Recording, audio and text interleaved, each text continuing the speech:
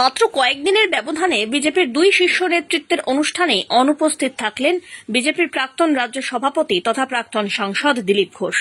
তবে কি দলের সঙ্গে দূরত্ব বাড়াচ্ছেন তিনি? এই নিয়েই এখন তীব্র গুঞ্জনের সৃষ্টি হয়েছে রাজ্যের রাজনৈতিক অন্তর্মহলে। গত 29 মে আলিপুরদুয়ারে প্রধানমন্ত্রী সভাতেও দেখা যায়নি দিলীপকে। আবার রবিবার কলকাতা থেকেও অনুপস্থিত থাকলেন দেশের স্বরাষ্ট্রমন্ত্রী তথা বিজেপির এই মুহূর্তে নম্বর 2 নেতা অমিত শাহের অনুষ্ঠানে।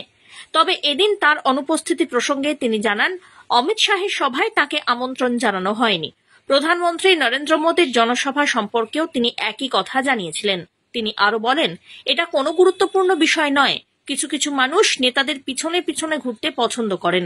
আমি এখন দলের কোনো দায়িত্বে নেই, এখন আমি দলের কার্যকর্তাদের সঙ্গে আছি।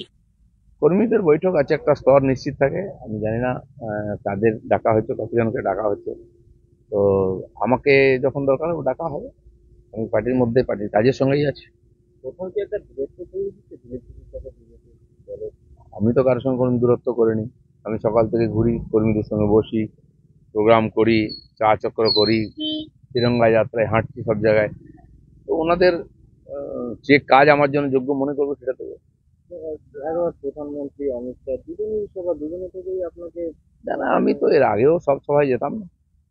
কোর কমিটির মিটিং হলে আমাকে ডাকা হয়, যাই। হ্যাঁ, এরকম কর্মী বৈঠকে আগে ডাকা হয়েছে।